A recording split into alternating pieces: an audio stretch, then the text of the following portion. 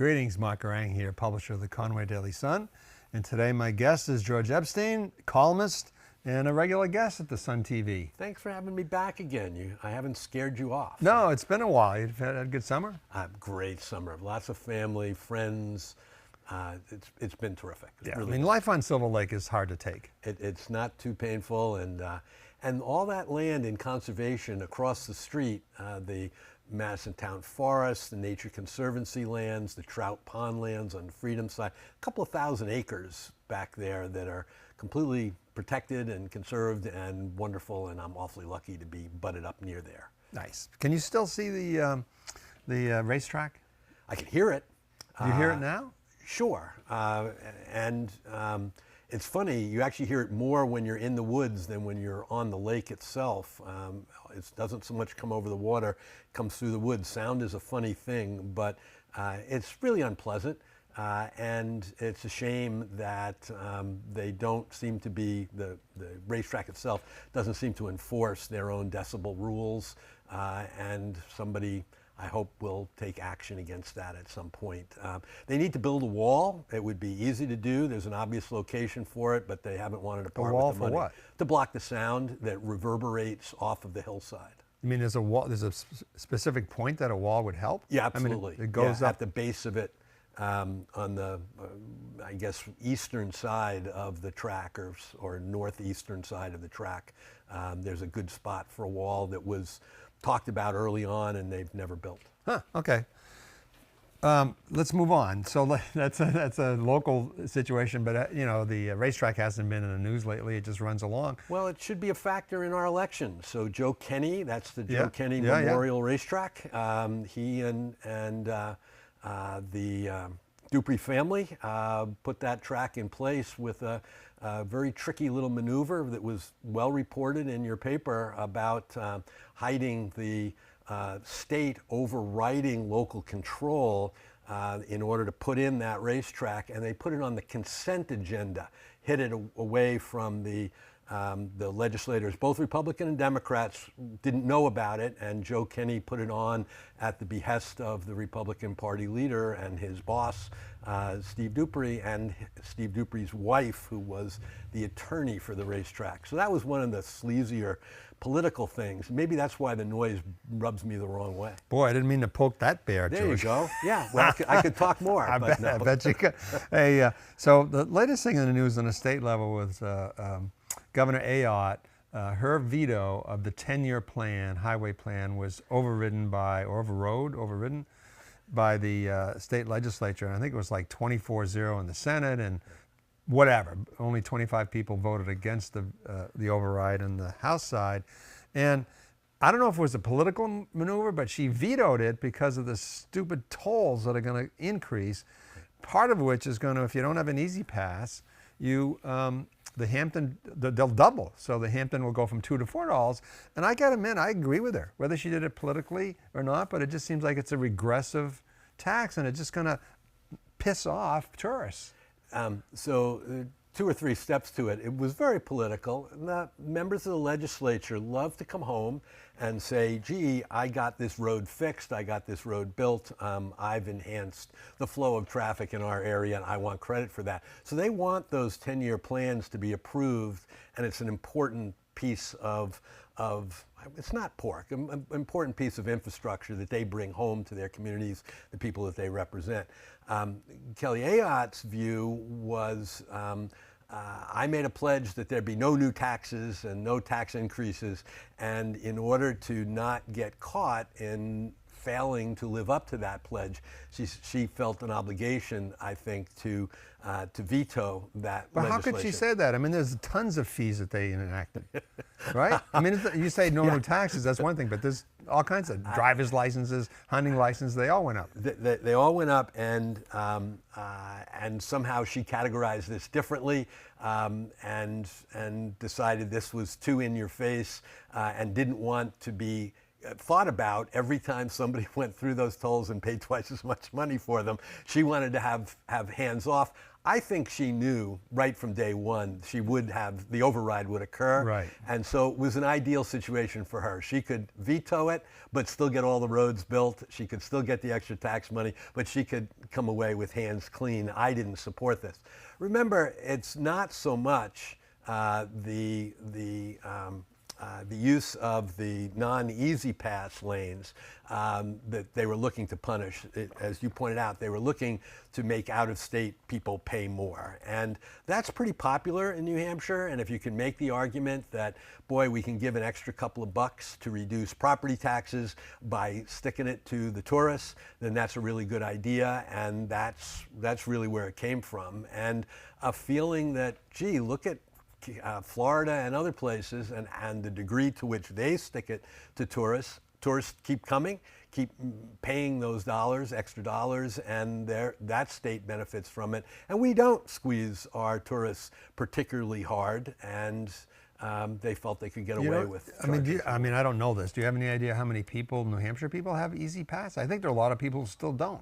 I think it's a very high percentage. I did look at one point because I have a brother-in-law who refuses to get an Easy Pass because he believes the government is tracking him and he doesn't want the government to track him. And famously, you had a murder occur when a guy who was living in Freedom, he lived primarily in Massachusetts, but had a house in Freedom, and he got caught killing a guy in Boston, or outside of Boston, because of his Easy Pass tracking. Wow. And driving from Freedom, New Hampshire down to Boston and back. And I'm not going to remember any of the names, but that's what I accuse my brother-in-law of, is plotting a murder. I was going to say, where does that go? Where does that lead you? So I did look it up at one point. A very high percentage of people have the Easy Pass. Well, I guess I know a few, including Bill Marvel, a columnist who doesn't have one. Perfect example of who wouldn't have an Easy Pass. Right. Yeah, absolutely. No, absolutely. Okay. On state level, I think we've talked about the voucher system and how it costs $50 million a year. Oh, I'm sorry. What? Do you know why we have the Easy Pass?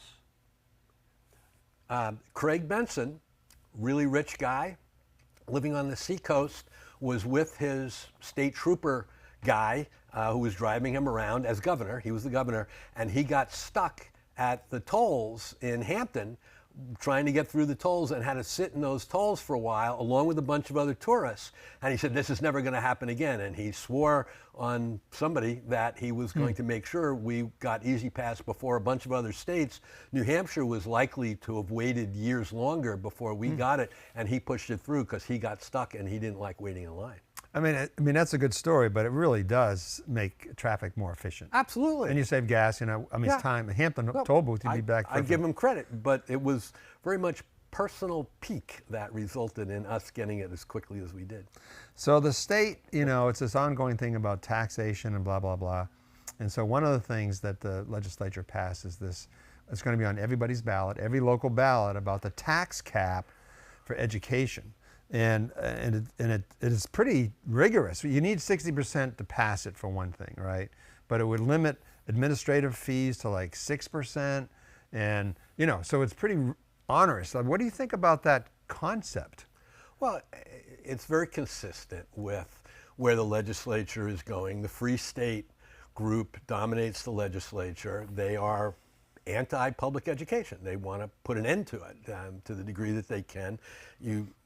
Anybody can look up what happened in Croydon, New Hampshire, when they got control of the school budget there and how the town ultimately rebelled against it. But what you have is an effort to strip funding away from public schools, thereby state funding from public schools, thereby putting as much of a burden as possible on local taxpayers, on the property tax.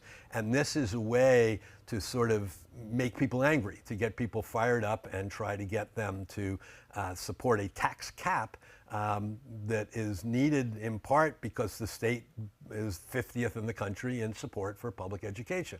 And this is another step towards trying to cripple public education in New Hampshire. Now that doesn't mean it's essentially or necessarily a bad thing or a good thing, but it's definitely designed to put an end to public education in New Hampshire. That's what we have in terms of Commissioner Edelblut, who headed our Department of Education for a whole bunch of years.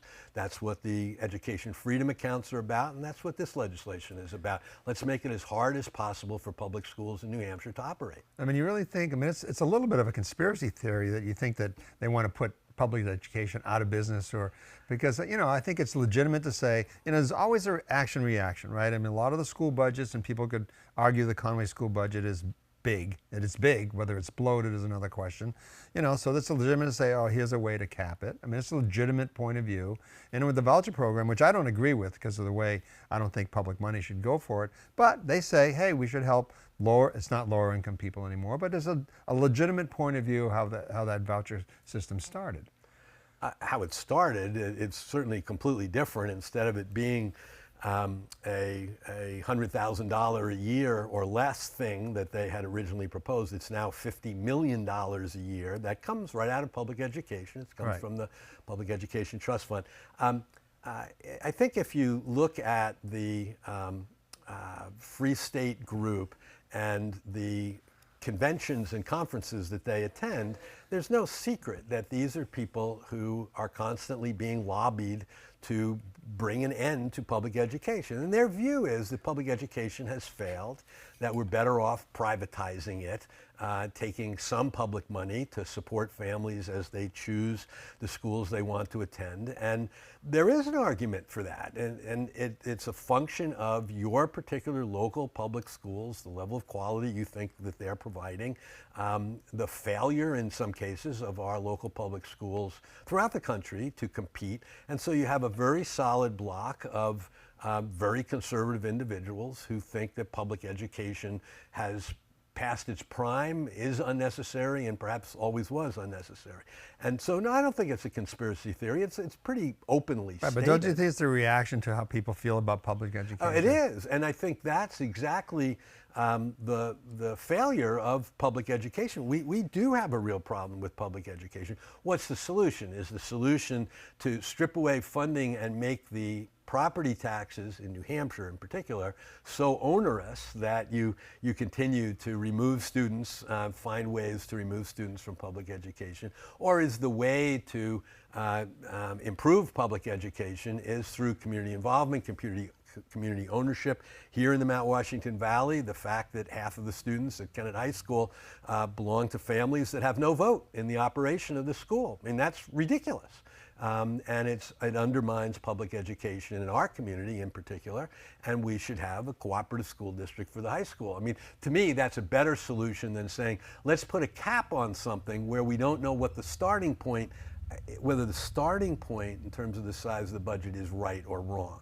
And boy, I would love to have a real interesting, full-throated debate about how we spend money on public education, what portion of it is going to administrative costs, and that's part of what they're getting at. That's an easy target. But remember, a lot of those administrative costs are a function of state and federal requirements, not because the community wants to have it. How much money is going for teachers and teachers' salaries versus facilities, buildings? How much is going for proportionately for special education?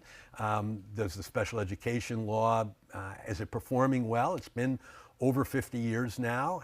What should we look at there? I'm a big fan of support for special education, but that doesn't mean it's being done right, and that there can't be and shouldn't be reform and changes to it. So I'd love to have a serious look at it, and the staffing levels. In the end, nationally, we have far fewer kids than we had anytime in the past 50 years. And do we have staffing because our principals and superintendents don't want to fire people and our unions fight to keep jobs? and that we don't really need that staffing because we don't have enough students. Do we really want 12 student classes instead of 18 student classes? And should that money be saved in part? Should it be going to higher teacher salaries? What's the right staffing levels for our schools, particularly academic staff? I mean, I think that what's going to be useful with that thing on the ballot, the cap, is just it'll be an indicator. It'll be a message of the school system. And like in Conway, we haven't voted. The voters haven't voted for the school budget for a couple of years now, so that's already been sending a message. But boy, the school, and we all want higher, better. I mean, we all want an excellent public education system. But we did a story where I think only 15 weeks out of the year the kids go to school for 5 days a week.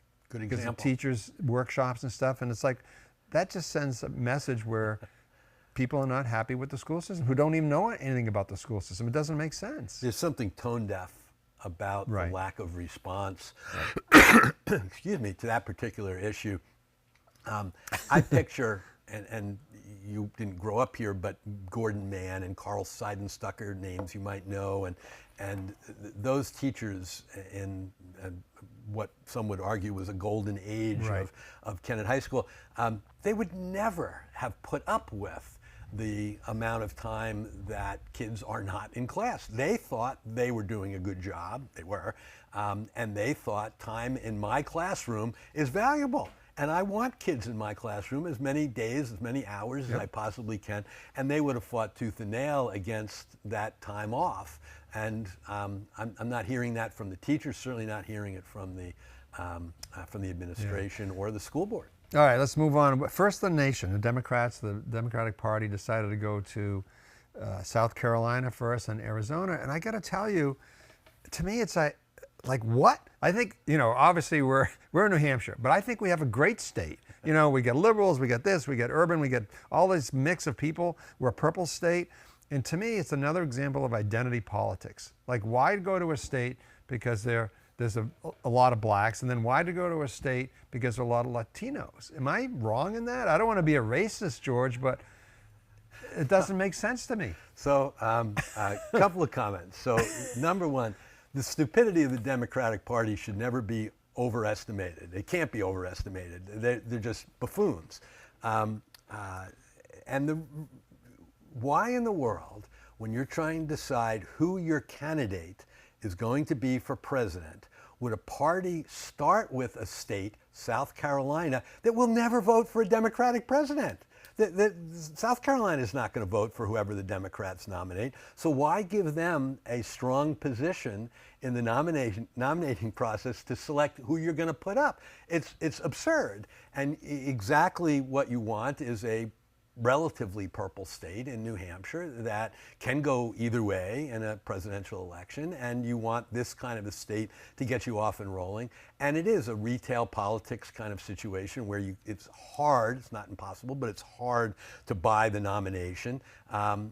So number one is, I agree with you, we shouldn't be having a political party go to a state for, as you point out, for ethnic, racial reasons, instead of going to a state that's better suited to choose your best possible nominee. So that's number one. Number two, money, money, money. I am so offended by WMUR, for example, and I don't know the degree to which it affects you here at the Conway Daily Sun, but the primary, the First in the Nation primary, is a huge money machine for WMUR. They make tens of millions of dollars, maybe $100 million, but certainly tens of millions of dollars off of the political primary being number one. And so their news channel and their news shows constantly lead with, oh my God, we're going to lose the First in the Nation primary. This is a terrible thing. That's cruel to New Hampshire. We should all be really up in arms about it. It's their pocketbooks. And so I think it's their claim to this being some big problem is embarrassing. I think they're just in it for the money, and it's made that station one of the wealthiest, arguably the single most valuable station of its size with its area that it covers in the country because of that. And our legislature, why does our legislature pass these laws that say we're going to go first no matter what? It's because our legislators get so much cash from the campaigns of the political parties and their supporters because people want to buy their endorsements. And so our House members, our state senators, get this flow of cash every 4 years into their coffers because their endorsements are being bought by the national campaign. So they love the First in the Nation primary because so much money gets spent and so many donations get. And just one last thing. The final thing is, who cares? Our political parties nominate lousy candidates. We need an independent candidate to rise up out of the ashes and get away from the two political parties who are going to just keep putting before us crummy choices. Boy, that's a cynical way of looking at it. I look at all that stuff as enlightened self-interest. You know, just so people know, it's like for the rates that we charge for politicians, and we have to register that with the Secretary of State. So what MUR does when it comes to political season, they raise it because they don't want to have different rates. They raise their rates for the politicians and basically crowds everybody else out for that time. Yeah. I mean, it really is a game. Yeah. But don't you think being the first in the nation, I think it's a cool thing. I mean, how can, and I know to me it's enlightened self-interest. Everybody's a cash cow. We like to interview candidates here, you know, all that kind of stuff. But man, we are a great state for it, though. Retail politics has a role, and we are a purple state, and we're smart. So some of us. I agree. Okay. I mean, I agree. But the political parties and Democrats in this particular situation, for example, aren't working for us. They're not representing America. They're representing their personal self-interest. Their wealth and their power is all they care about. Getting away from our political parties, particularly with regard to the presidency, is an absolute goal. Okay, so you wrote, speaking of third party. No, I'm not talking about a third party. The last thing we need is another political party. We need people who can stand before the American people and say, this is what I believe, and have a bunch of Americans get behind them, people who have nothing to do with political parties. George Washington was right. That's the biggest threat to our country, is our political parties. And he said it, he called them factions. Well, then what if you don't have a third party, then what are you talking about? I'm talking about a person, a man or a woman who stands before the American people and says, this is what I believe. But they're going to have to align themselves with one of the parties. No, they don't. Well, why? What is that person then? That's what the internet brings to us. You can go viral. Look at the grandfather, as the example I used in my column. Look at the grandfather who got tossed in the air by the buffalo. Right. Everybody got to see that guy. He's famous. If he had interesting political views, he could probably get an interview, get on television, and all of a sudden this guy goes viral. You can become president of the United States and get the publicity that you need in order to be president of the United States without being part of a political party today. The internet's done horrible things, social media, all sorts of terrible false information, all that. But boy, if you've got the right message, the capacity to go viral is there. All right, I'm going to start making my George Epstein for president signs, and we'll work together. We'll get you elected. And I'm too old. Haven't we learned how old you can be and not be a very good president? Hey, as long as the president is older than we are, you kind of feel pretty good. That's true. So your column was about that capitalism and socialism at both extremes. We don't want both extremes. And the reality is we're a mix. Yeah. We are a mix, you know. And which brings me back to Teddy Roosevelt, who's a fascinating president. I mean, he was an amazing guy. He was a presidency when the Gilded Age, so he was fighting the J.P. Morgans. He was the Rough Rider in San Juan. He, I think Ulysses Grant started the first national park at Yellowstone, but he did a bunch of other ones. Oh, yeah. A lot of social programs that he didn't enact, but set the stage for FDR 40 years later. But he did go into the Bull Moose Party. He was the Bull Moose Party, third party, because there's a whole story behind that. So what's wrong with the third party? The problem is parties. As soon as you have a political party, what you have is what you see today and what you've been seeing. So for example, when the most prominent Democrats all lined up and said, you know, Joe Biden doesn't seem to be making any sense when he talks. They didn't say it like that. But boy, behind closed doors, he's sharp as a tack. He has no problems at all. He really is on top of all the issues. They line up because they're part of that political party and they owe their allegiance not to the country, but to the political party. When the Republicans line up and defend the craziest stuff and the most incompetent stuff that Donald Trump is doing, the most corrupt stuff that he's doing, and they say, well, you know, that's who he is. He says stuff, but you really don't have to pay attention to what he says. And no, it's not really corruption. Doesn't rise to the level of impeachment. It's all a political party that protects their own. And what's the purpose of the political party? Is it to see America be stronger, to be America happier, more successful? No, it's to get people elected, to have power, and to raise money. And I believe political parties are, as George Washington did, are central to the problems and the unhappiness that we have in America today. And so, no, we don't want another political party. We don't want the two that we've got, but we definitely don't want another one. Well, that seems like a little bit of a zero-sum game, because what else? I mean, we don't have. I mean, again, it's George Epstein for president. I want to vote for people. I don't want to vote for parties, and I believe the viewers who are out there today, I'm looking right at you, an awful lot of them, certainly a majority of them, and I believe a large majority of them feel exactly the same way. They'd like to be choosing people they really were enthusiastic about voting for.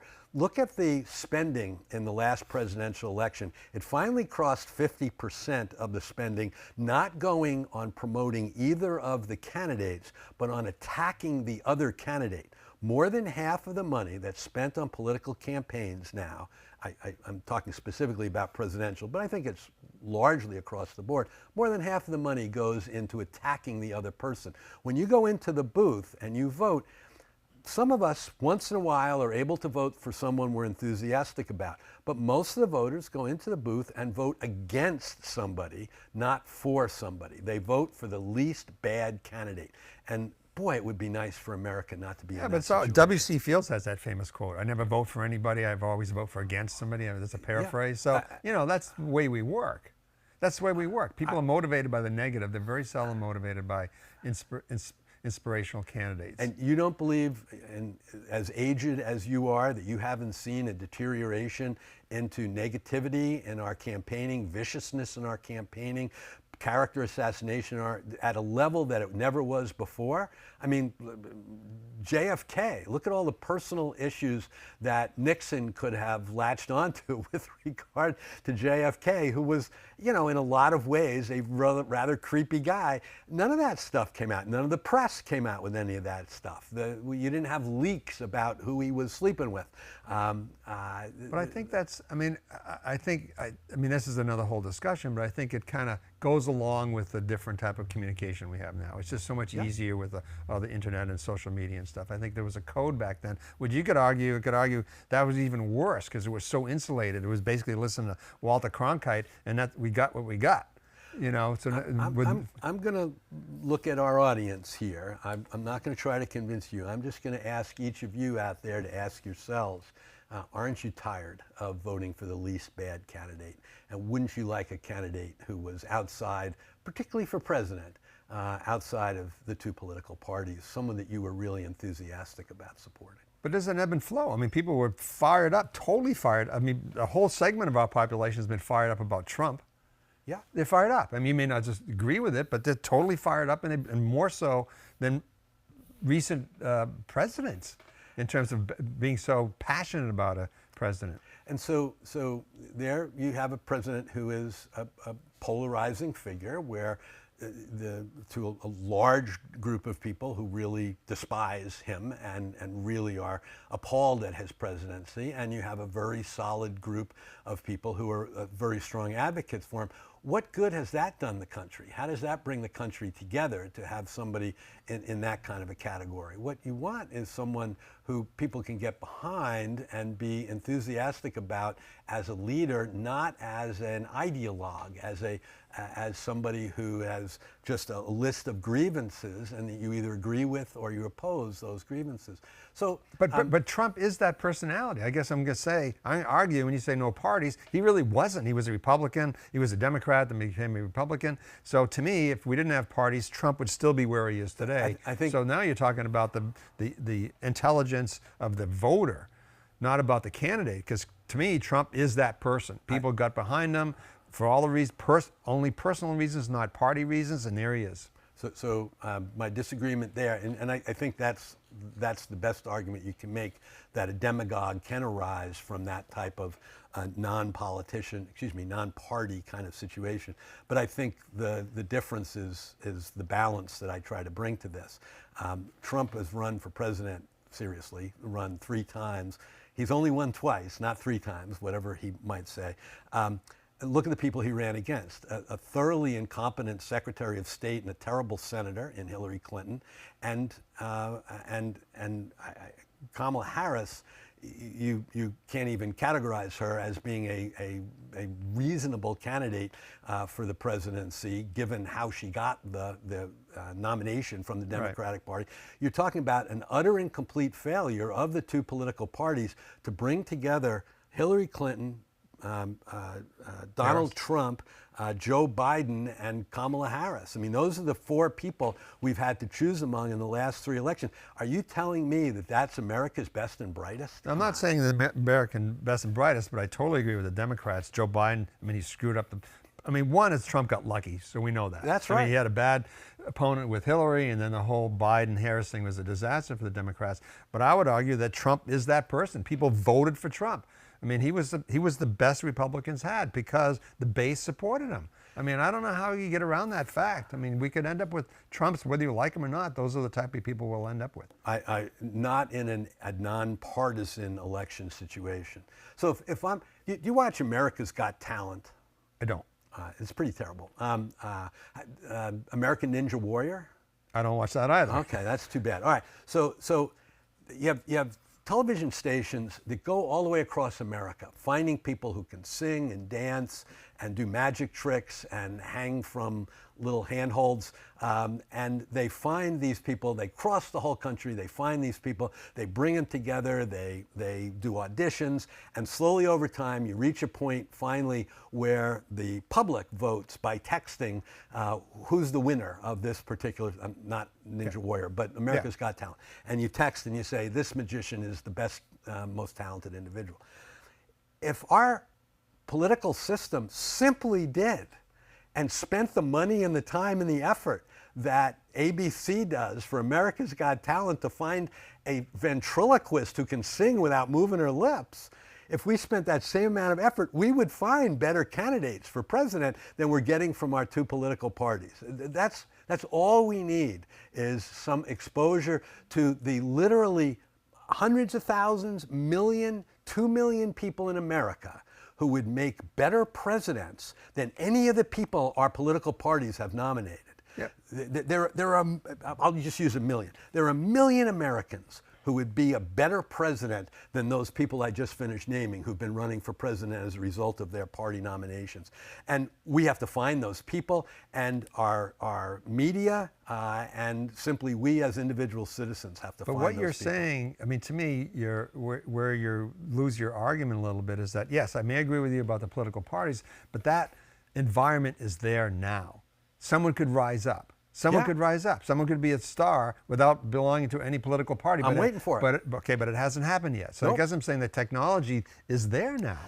But my belief is that that kind of radical change, and it would be a very radical change to our political system to choose a nonpartisan president, it takes real dislocation, real dissatisfaction, real anger on the part of the voters. And you have a president now who has the lowest approval ratings of any president in history, and he succeeded a president in Joe Biden who had the 2nd lowest approval ratings of any president in history. These are terrible presidents. Yeah, and I'm not disagreeing with that. And so have things gotten bad enough so that our audience out there will say, boy, I'm going to start looking for an alternative. These political parties are bringing drones. Well, I'm just saying the potential is there, and you know that the political parties themselves are looking for candidates. Did you see where Graham Plattner, the failed senatorial candidate, when they first approached him, because that whole thing where they didn't do a deep dive on his background, when whoever the Democratic surrogates were that came to his front yard, the first thing he says is, "Get the F off my property." You know, I mean, so people, they're looking for the Graham Plattners, they're looking for people who can rise up. All right, lastly, you're going to be hosting a debate, or debates, I guess. This is Jack Cuddy Economic Council. So the Economic Council, they sold their building down there, or they're part of their building, and I guess they're going to merge with another Economic Council organization. And it's going to be, according to Jack, it's going to be a little bit of a swan song where it's going to be part of his giving his, finishing up the business of the Economic Council, and it's going to include at least one of the debates. Right. So you've been tasked with doing that because you're the guy who does those debates. You're the Ted Koppel and the Walter. Don't compare me. They want to be like me, those people. Okay, so your pet peeve going into it are election signs on public property. No, I'm know not sure that would be the focus of any of those, but I do have a pet peeve. You're absolutely right, and I'm not alone in it. I think the Sun has staff members who are concerned about this as well. The law in New Hampshire is crystal clear. It says that campaign signs may be placed, and should be placed, are authorized to be placed on any private property that the owner of gives you permission to put the sign there. You can just put a sign there when you go and ask for permission. But our candidates throughout New Hampshire are slapping those signs down on all sorts of public rights of way, along all of our roads, on public lands throughout the state of New Hampshire. And that's against the law, number one. And number two, it's inappropriate. It disfigures our properties and our views and our land, and you have no right to do it, and get those signs off of there. And I believe that the law should be made stronger in terms of being able to enforce it. I think not only should local police be authorized to do it, and those of you in local police departments, get on it. You don't enforce it, and I hope you will, but I think others should be authorized to do it. Town moderators should be, as the chief election official in the town of Madison, I should be able to drive down the road, and if on public land there are signs that are improper, I should be able to throw them in the back of my truck and drop them off at the DPW office. Let's clean up our community and make sure that if you have a sign and you want that visibility that signs provide, and absolutely you have every right to those signs, put it on locations where you're authorized to do so by the homeowner. All right, well, George, it's been a pleasure, another half hour, and I do have some advice when you're interviewing Sununu and Chris Pappas. Ask them, on the way out of town, will you pick up your signs on public property? I shall do that. I promise you I will do that. All right, George, always a pleasure. Thank you. This was fun. Take care.